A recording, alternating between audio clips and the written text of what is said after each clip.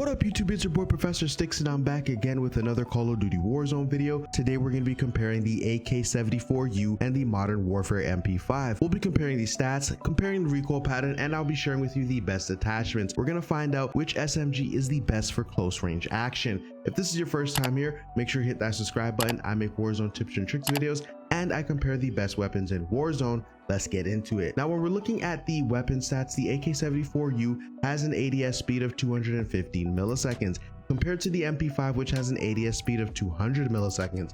The movement speed for the AK74u is 4.9 meters per second, and the Modern Warfare MP5 also has a movement speed of 4.98 meters per second. The reload speed on the AK74u is 2.46 seconds, and the MP5 has a reload speed of 2.79 seconds. The rate of fire on the AK74u is 696 rounds per minute compared to the MP5, which has a rate of fire of 798 rounds per minute. And so we can see here, slight edge for the AK74u, especially when it comes to that reload speed, but the MP5 has a better rate of fire, and we know how that translates when we're looking at time to kill. All right guys, let's get into the damage profile. Now the AK74u does 56 damage to the head, which means it's going to take 5 shots to down a fully armored opponent, compared to the MP5, which does 49 damage to the head, which means it's going to take 6 shots to down a fully armored opponent. The AK74u does 35 damage to the chest, which means it's going to take 8 shots to down a fully armored opponent, and the MP5 does 34 damage to the chest, which means it's going to take 8 shots to down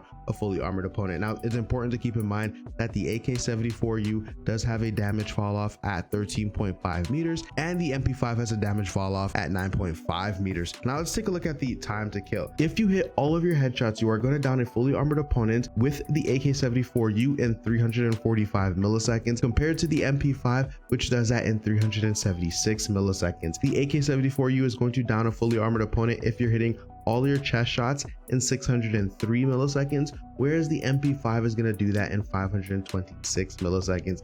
If you hit one headshot, you are going to reduce your time to kill for the AK74u to 517 milliseconds. If you hit 2 or 3 headshots, you can reduce your time to kill to 431 milliseconds. With the MP5, if you hit 1, 2, or 3 headshots, you are going to have a time to kill of 451 milliseconds. With the damage profile, we see that the MP5 has a slight edge. If you hit all of your chest shots, you are going to down a fully armored opponent in that low 500 millisecond range. With the AK74u, if you hit only chest shots, it's going to be a 600 millisecond time to kill, and that's not too bad, but you do definitely want to hit at least one headshot to bring yourself closer to that low 500, which is a very good TTK compared to other SMGs. All right, let's take a look at the recoil pattern. Taking a quick look at the recoil pattern, the AK74u is on the left and the MP5 is on the right. AK74u, pretty just vertical recoil. You can see that it just goes veering off into the right. Very simple recoil pattern to control.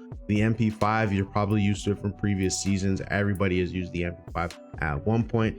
Pretty clustered, a little bit of horizontal recoil, a little bit of vertical recoil, but you're primarily going to be using this in close range combat. And the MP5 is very forgiving. If you're hitting mostly chest shots, you're gonna have a pretty good time to kill. The AK74u is excellent up close, and the recent nerfs didn't completely destroy it. It's got a dangerously good TTK, especially if you're hitting those headshots, so you'll just need to be very accurate. The MP5 is still reliable and still an excellent hipfire machine, but with the new state of Warzone where movement is everything, the Cold War weapons just have an edge over certain Modern Warfare SMGs. All right, so here are the attachments for the AK74u.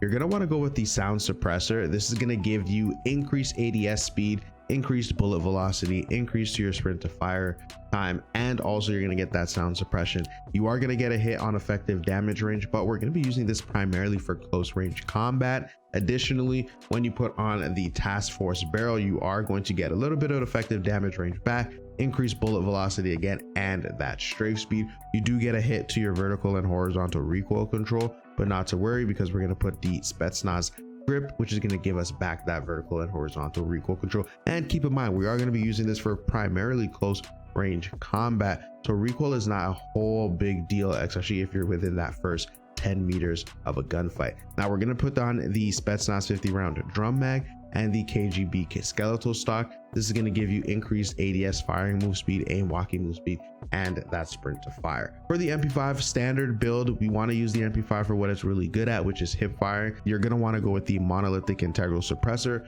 the 5 milliwatt laser, FTAC collapsible, which is really good for increasing your movement speed and your aim down sight speed. We're gonna go with the 45 round mag and the Merc foregrip. All right, so here are my final thoughts. The AK74u could certainly become a reliable option for players who are looking for off-meta weapons. I'm hoping that the modern warfare weapons can get a buff or at least a refresh, because it'd be nice to see some of the SMGs become a little bit more usable, like the ISO or the AUG. It's going to be interesting what comes next in Warzone, as right now we have a lot of good weapon options, but we're still kind of funneled to the same 2 or 3 choices because we're all focused on TTK and the best movement. It'd be interesting to see how they might change certain weapons to have a really good advantage against other SMGs or even long range options when it comes to ARs and long machine guns or even sniper rifles. All right guys, that's it for me. As always, make sure you hit that like button, make sure you hit that subscribe button so you can find your way back for more Call of Duty content.